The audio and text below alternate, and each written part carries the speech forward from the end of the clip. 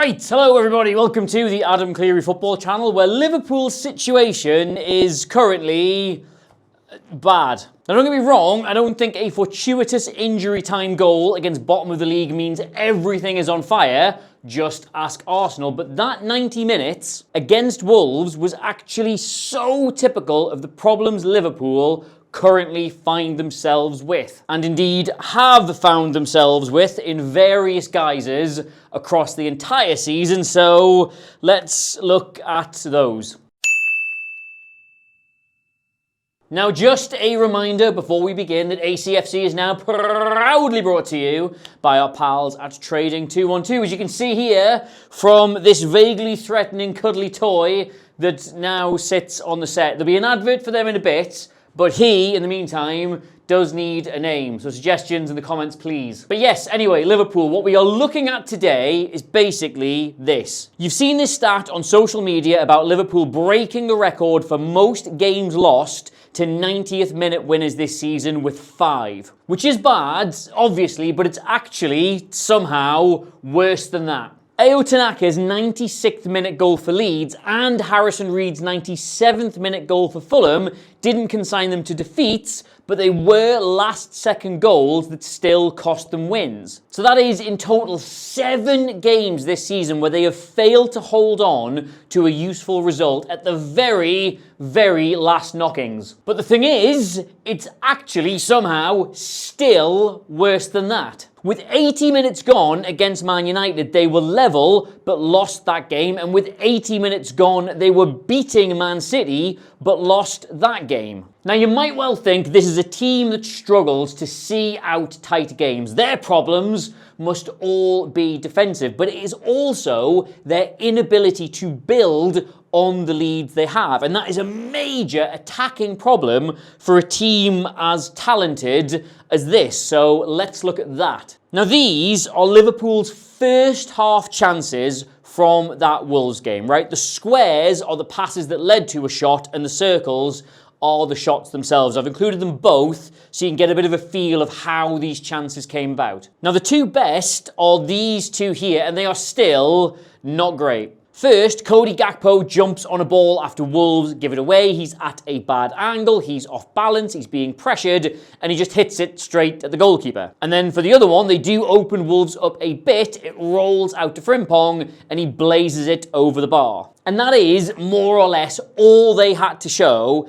in that first half. In that first half, for that first half. Those are the words, Adam. That's how we speak. Now, these are both bad options, badly executed, but if we look at them side by side like this for a second, then a rash shot is probably the best option. Frimpong has no pass, no cutback, no cross, and no space to make something better. He could maybe drive down the outside, but then he'd be crossing the ball into a 2v5 situation. And as for Gakpo, he could maybe try and roll this into Salah, but that's just never quite on for him. And my point is, you would struggle to say that anything in these two chances has really been created by Liverpool. And if you go back and you watch that first half, you can see why. Liverpool have the ball at the back here, and Wolves are not in a really deep or compact low block yet, so there is space for them to play in. When Frimpong or Bradley pushes up down this side, sometimes Gravenberch will drop into the space behind to offer a passing option. Now, there's absolutely nothing wrong with doing that. Loads of teams will have similar rotations, so when the ball does go out to him, he carries it forward and just lets stop and look at his options here. Frimpong is on the outside, but he's on his heels. He's not asking for it, so he can drive down this side and combine with Salah. And that is maybe a little bit disappointing, but it's still early on in the game. There's no need to be expending that much energy, so whatever. And then for Salah, you've got two men in very short attendance, but he's also static, not offering any sort of real option here. Maybe Szoboszlai could ask for it in here, but that's a tricky pass, and he's also not displaying any urgency for receiving it. And then Ekitike, he's over here sitting on the far defender rather than the near one, so his only real option is backwards. There is nothing incisive or forwards that he can do with this ball. And again, just looking at this as a still, that's not the end of the world. It is literally just recycling possession, which is what you're supposed to do. So it goes to McAllister, who's put under a bit of pressure. He gives it back to him, and they've actually brought Wolves out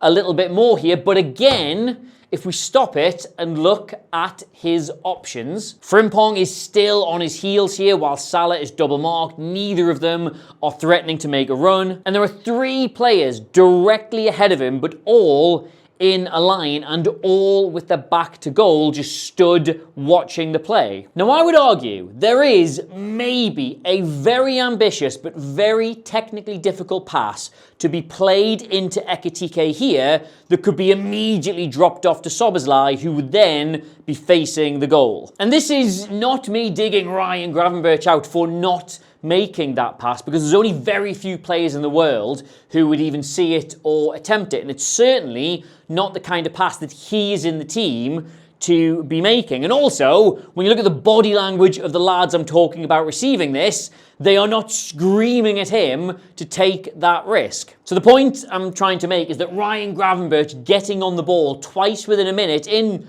pretty good positions, but not being able to play a forward pass is not a him problem. That is a team problem. And you saw it all the way through the first half. Liverpool with the ball, just not looking sure how to play it forward with any real conviction. Friends, one moment, please. A reminder that ACFC is brought to you by Trading 212, and they have an exclusive cash ISA offer for you. It's got a market-leading interest rate for contributions made in the current tax year, and I literally have one and like it. But what's that? What's a cash ISA? Great, glad you asked. They allow you to save your money tax-free and are great for short-term savings and emergency funds because you can usually access your money when you need it. It's basically a simple way to earn more interest than just leaving your money sitting in a current account. And so you, who I love by the way, can access the Trading 212 cash ISA offer through the exclusive link in the description or by using the code ACFC. Isn't that great? Yes, back to the video.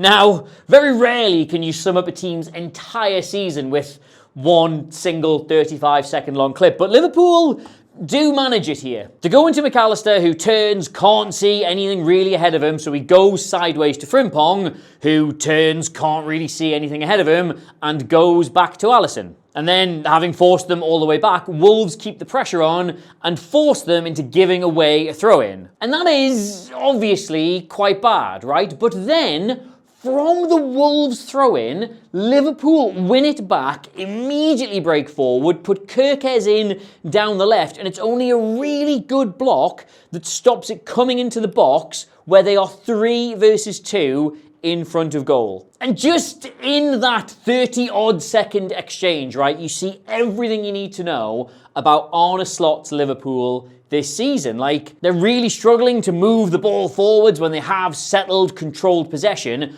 but when the game opens up and becomes transitional, all of a sudden, they're excellent.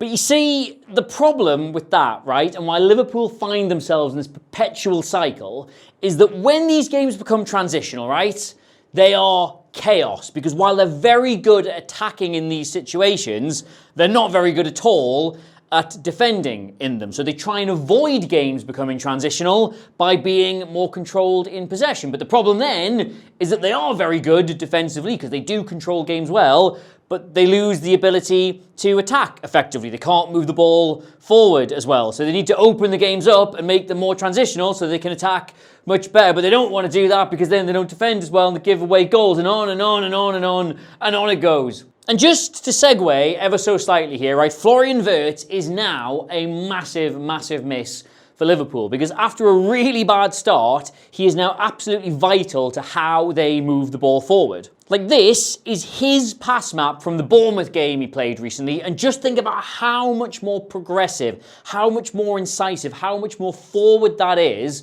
than some of the clips we just showed you. Like, he floats around the most dangerous areas of the pitch and tries to find players who are ahead of him. And if you look at the greyed out passes here, these are the unsuccessful ones, but even those show some ambition. He's trying to do the right things, even if it doesn't come off. He's trying to make chances, he's trying to get his teammates in behind, and then you take this and you compare it with Dominic Szoboszlai's same pass map from the Wolves game, and it's night and day. And again, that's not a criticism of him as an individual. He's very involved, he's very busy, but so many of these passes are sideways because that's just not really his game compared to someone like Florian Wirtz. And again, don't get me wrong, Liverpool have still gone a bit stale in possession when Wirtz is on the pitch. It's just so much more noticeable when he's not. But yes, I know exactly what you're thinking. Adam, you've forgotten the premise of your own video, because how does their inability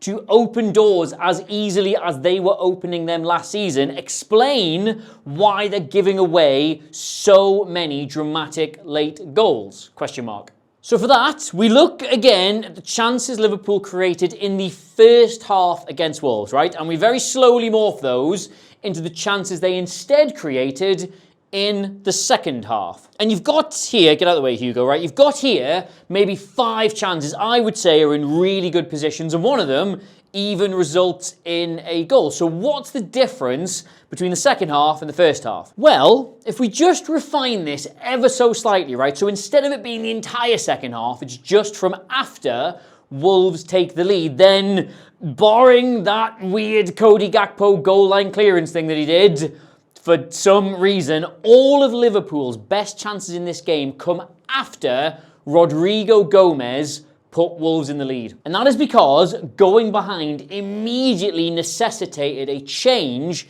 in the way Liverpool were playing. Arne Slot immediately subs off Canate for Chiesa, having already taken off Gakpo, Gravenberch, Kerkez and Frimpong. And that meant that this was basically Liverpool in the closing stretches of that game. And I've not just pulled this out my arse or anything, this is based on the average positions the substitutes took up after they came on and where that moved the lads who stayed on the pitch after starting it, right? That was basically how they were playing the last 15 minutes against Wolves. And it's pretty obvious looking at it to see why this team went and got an equaliser. Like, Andy Robertson's a brilliant up and down runner still, despite not having the legs he used to. Ngamo is unpredictable. He can get on the ball deep. He can drive at people. He can beat people. He can do the unexpected. Curtis Jones, he does want the ball in those pockets like we were showing you before, and he can even occasionally find other teammates that are in them. And Chiesa is another centre forward, and that's really useful. So immediately,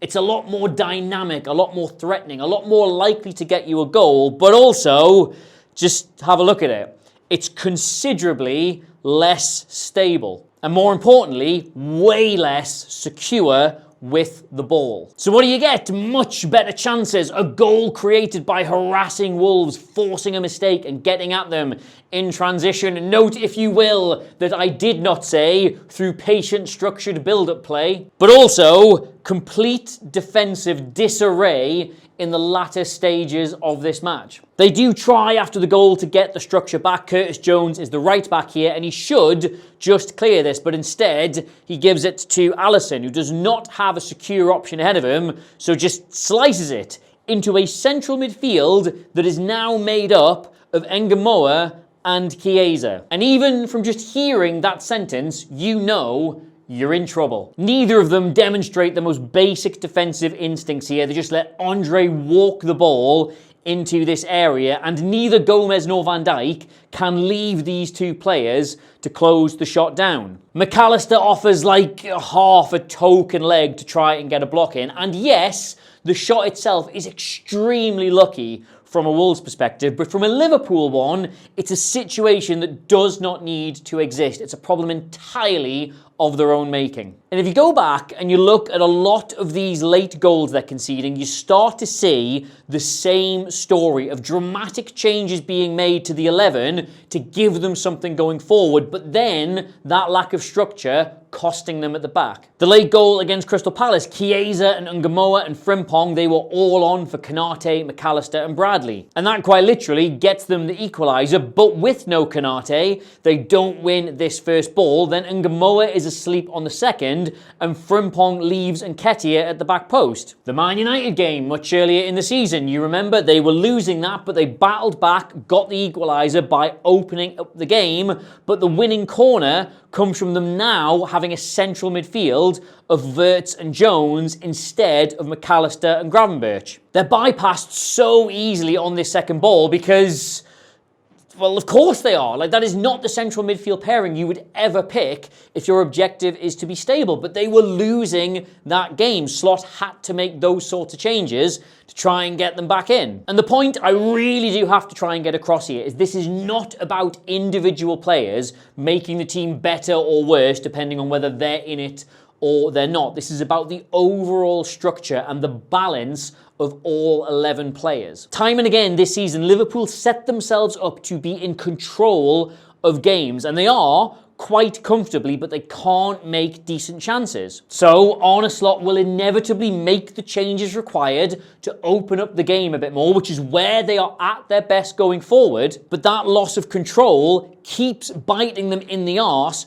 because they do not defend moments like this as well as they used to. Now, is that maybe because out of a possible 3,780 minutes across all competitions this season, 34-year-old Virgil van Dijk has played a jaw-dropping 3,600 of them, the most minutes for a football player in England who is not a goalkeeper. Konate and Gravenberch are both just either side of 3,000 themselves, which is in the top 2 or 3% for outfield players. And when you look at these last-minute goals, these counter-attack situations, those are the 3 players who are individually most likely to bail you out of those situations. They've done it hundreds of times for Liverpool in the past. But now they've got more minutes in the legs than about 98% of the entire rest of the division. Could that maybe be a factor here? I don't know, it's just a thought. So yes, bottom line, Liverpool keep giving away really damaging late goals, and they're probably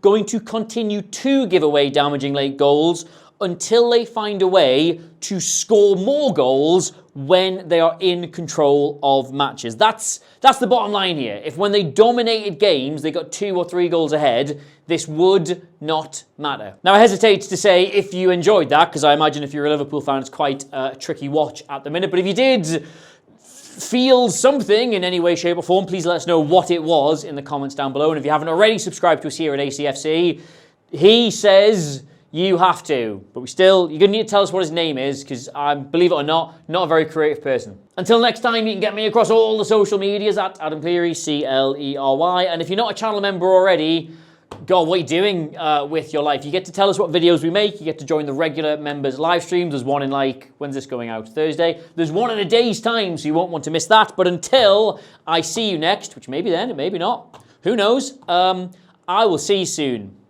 Goodbye.